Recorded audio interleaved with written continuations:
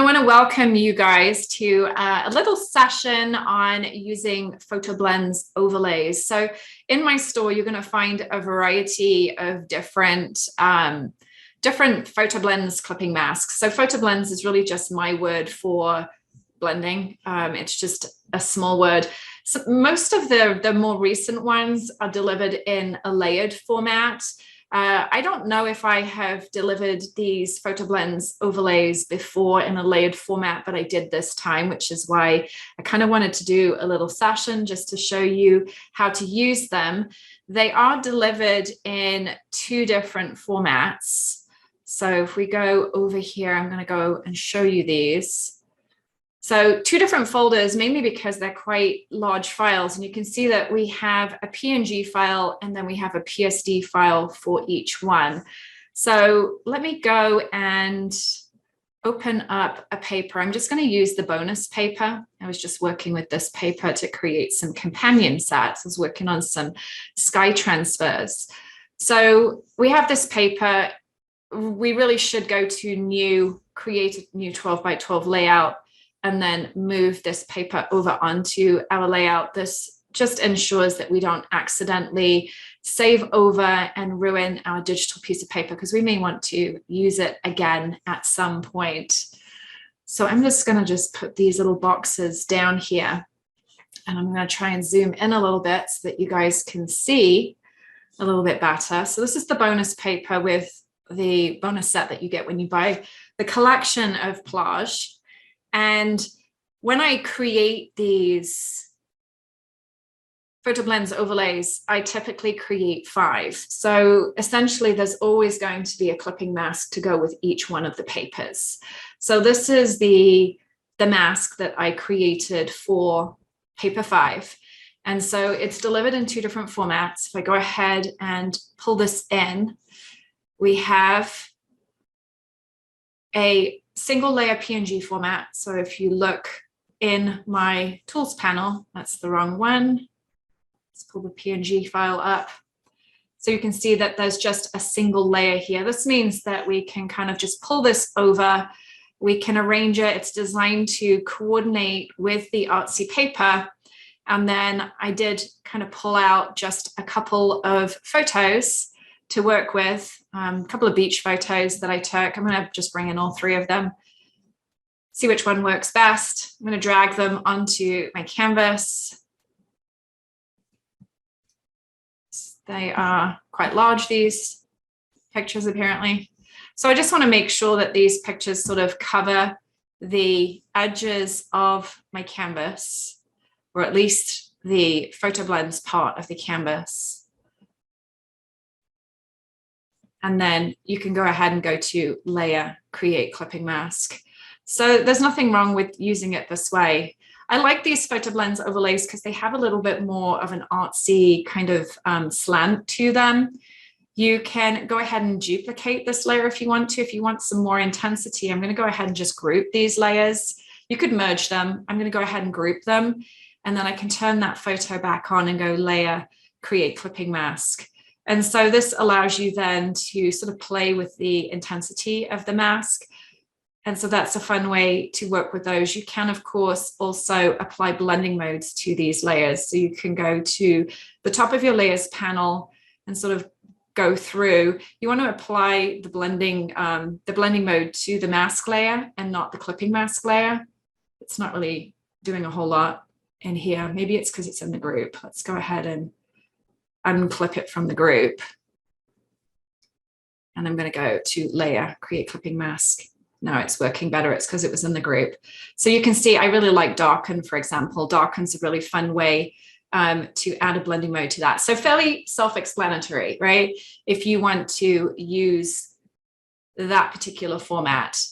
The reason I wanted to do this little session really is to show you the PSD file. So if you are working in Adobe Photoshop or Photoshop Elements, you can also use these PSD files. And there's quite a few layers to these. So which is nice because it gives you lots of flexibility. So when we move these layers, you want to select all the layers by clicking on the first layer in the layers panel. and then holding the last layer in the layers panel. And then with the move tool selected and the auto select option unchecked, that's down at the bottom. If you're working in Photoshop Elements, you're just going to drag this over like this. And now I have 2 copies over there.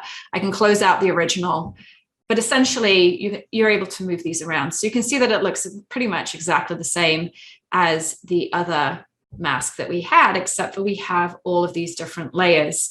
So what I like to do is I like to go to layer, group layers, and then I can clip a photo. Let's go with that same photo. We can clip the layer to the group of layers. So there we go. So I've done the same thing as I did before, except for now we have all of these layers underneath here. And so the fun thing about having all of these different layers is that we can now start experiment with maybe turning off some of these layers. We have the option to do that. We can also duplicate some of these layers. So say I want this to be more intense, or maybe I want the sun to be more intense. Don't love that, but maybe I duplicated, but I have the option then to move this around. I can resize these different layers. So I kind of equate this to sort of playing around with a jigsaw puzzle. So this just gives you a lot more flexibility with your blending. So I'm rotating it and I'm resizing it. And you can kind of move things around like this. And then you can also bring these layers on top of your mask if you wanted to as well. So if you wanted to bring it on top, and if you wanted to go and maybe recolor it, so maybe I'll go to fill, ensure that preserve transparency box is checked, sample a red color, click OK, we can recolor that, and then maybe go ahead and apply a blending mode. So that's going to add sort of a reddish hue to the mix. You can have layers from the mask being brought on top too. I was hoping too that maybe we can add blending modes, but it's not going to work if it's in that mask format. So, but what you could do is if you wanted to apply a blending mode, then maybe you drag, let's go ahead and bring up one of the big ones. So maybe we bring this one up. We create a duplicate copy by dragging it down to the new layer icon at the bottom of the layers panel in Photoshop, or the top of the layers panel in Photoshop Elements, and you bring this up to the top, and then you can duplicate that photo and drag that up to the top, and then go to layer, create clipping mask.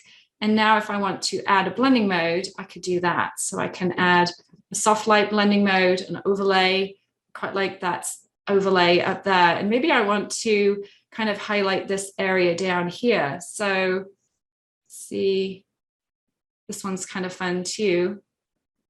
So maybe instead of duplicating this, I'm just going to bring it up to the top, on top of my mask, duplicate that photo layer, make sure that the area is switched on, and then go to layer, create clipping mask. And now I can also play around with the blending mode of that. So lots of different options for playing with this.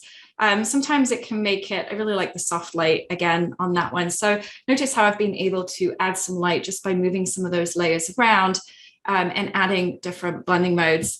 So that's pretty much the technique. Obviously, once you have kind of finished playing around with your mask, you could go ahead and duplicate the whole lot. So if I go ahead and I select this group of layers, and then I could even group, actually I could group that layer and then all of these other layers and go to layer, group layer, and I could call this FB overlay 19. And then I can duplicate that again if I want to, and that's going to provide more intensity. I can then also play around with the opacity. That's going to change the intensity of that. And I'm pretty sure I can actually change the blending mode of the actual group itself. So we could go with linear burn, we can go with overlay, darken. So lots of different options here. I quite like the darker color, so let's go with that one. And then are there any questions about using that technique? Any specific questions about using the FotoBlendz overlays like that? No questions? Awesome. Well, if there are any, then just pop them in the chat box. So then, of course, once we have added in our photo, it's a fairly easy process of going in and embellishing. And I've got a couple of elements here already. I did this multimedia element for the bonus, which goes and coordinates with this mask. So I'm going to select that and drag it in like that and just add it there. And then let's go ahead and add a title. I'm just going to group that too. So to group, you're going to go to layer group. And I'm going to call this element. And I'm going to place my cursor just below that element cluster. And now I'm going to go and see if we have some word art that works. Stay salty, beach. So I'm going to add these into the mix. So I'm going to add this under here like this. And then add this one over here like that. You may need to sort of reorganize the layers. I'm going to pull this layer down below. And because that black isn't particularly visible behind there against the chocolate brown, I'm going to go to Edit, Fill, ensure that Preserve Transparency box is checked, and select white. And so that way I can kind of make that white. And then with these wooden words, I like to add, I'll just make it a little smaller, and then I like to add a drop shadow. So I'm going to go to Layer, Layer Style, and Drop Shadow. If you're in Photoshop Elements, that is Layer, Layer Style, Style Settings, and then Drop Shadow.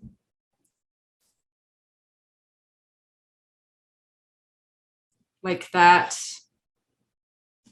And that pretty much completes the page. Adrienne did a really cool layout where she took the shells from the sea sprinkles. So we have the sea sprinkles over here. You'll notice too in this collection, I actually placed the PNG files outside the folders so that you'd be able to have a visual. When there are photo glows included, I'll probably include these as JPEG files, but that way you can see which element correlates with which file.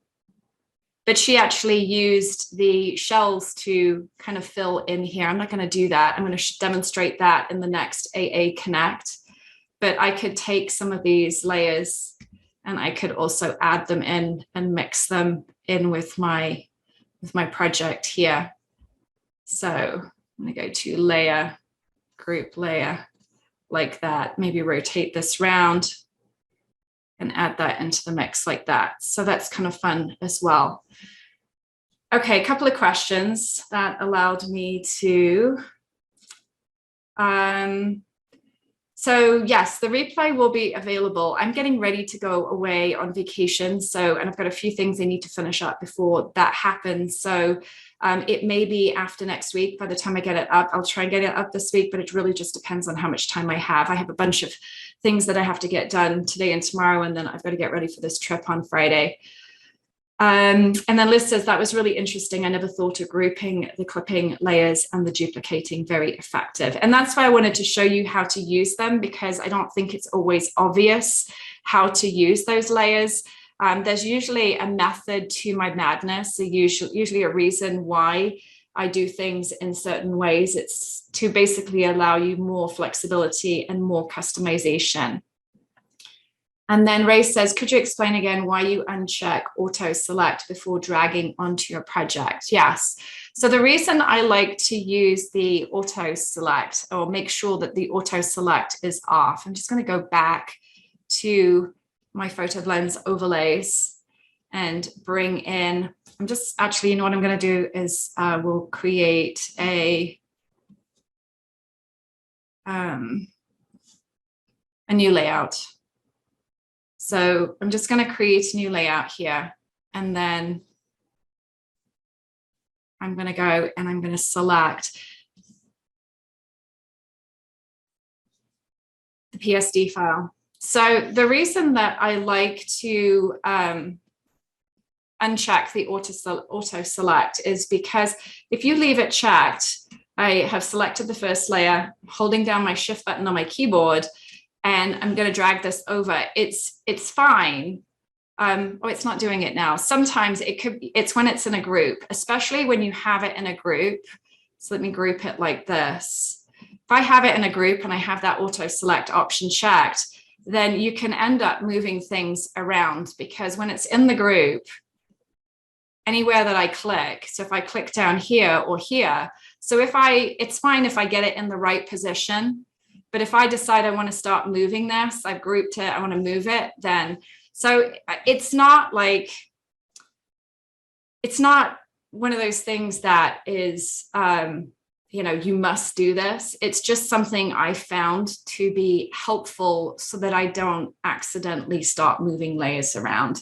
I only have the auto select option checked when I'm cognizant of it, when I want it checked, when there's a reason to have it checked, because you can just end up grabbing layers and it kind of just, it slows me down. So that is the reason. Hopefully that's I didn't really explain that very well, but hopefully that's a good enough reason.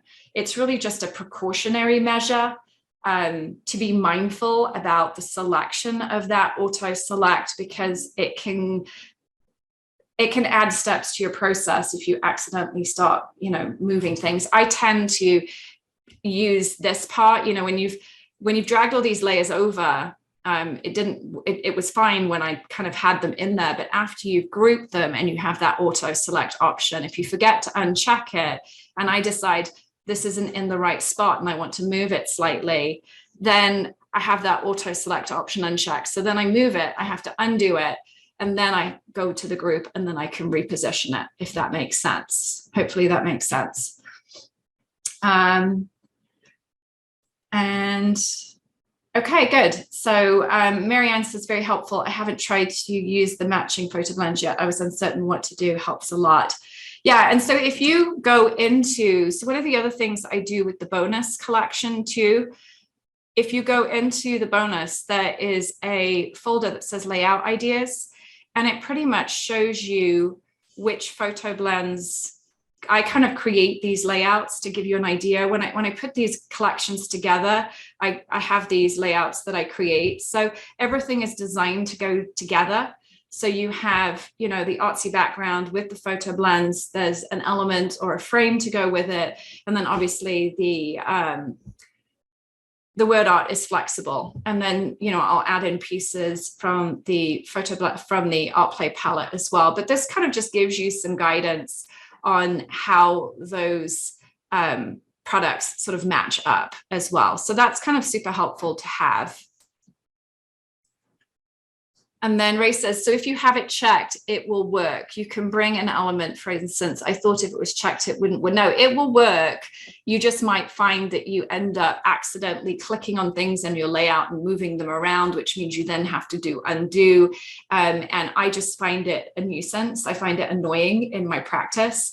And so when I'm moving things over, unless I intentionally want to have that auto select option checked, then I make sure it's unchecked. That's all.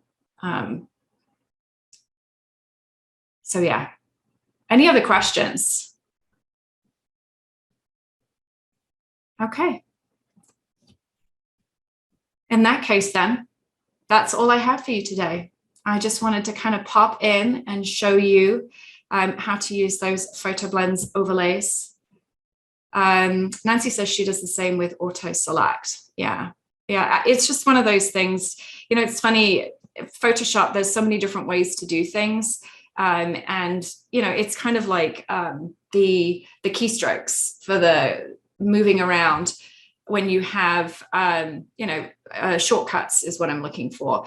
If you have shortcuts, some people love them. I don't use them. I don't like to use them. I like to kind of do it the long way around. So it really just comes down to personal preference. I just share the way I do things. And to be honest with you, I thought that when I dragged it over, it would do the same thing, but it's when it's in a group. I've been using groups a lot more lately, so that could be where the annoyance comes in. So yeah, and thank you so much for the happy wishes for vacation. I'm excited for it. I haven't seen my people all summer, really. They've been in and out, so it's going to be really fun to have a week together to do some hiking, be outside. get some more inspiration so I can come back and create some more art. So have a great week. I'm going to start adding some layouts to the AA Connect that will be when I get back. Hopefully I'll have that fairly well populated in the next couple of days. Need my team to make some layouts. And then, so yeah. And Laurie says short session. Yeah, I'm going to do more of these short sessions. I find that they're really easy to kind of show you small things, and you know, it doesn't take so much time out of my day, and I can get on and do the things that I need to be getting done. So yeah, let me know how it goes. I'd love to see it. If you tag it either on the Facebook group or in the gallery, just kind of put something in the title that says, you know, FB overlay technique or something like that. And it'll be fun to see what you guys come up with. I'm sure that there's lots of other ways. I find that my creative team are way more creative and inventive than I am with these products. So they come up with a lot more things of a lot more ways to use these products than I have. But that was kind of the mindset when I'm creating these products. I have an idea of how they should be used. And obviously I wanted to share that with you because, you know, you can't read my mind. Okay, I am going to go off, and I will chat with you again in a week or so. Take care, everybody.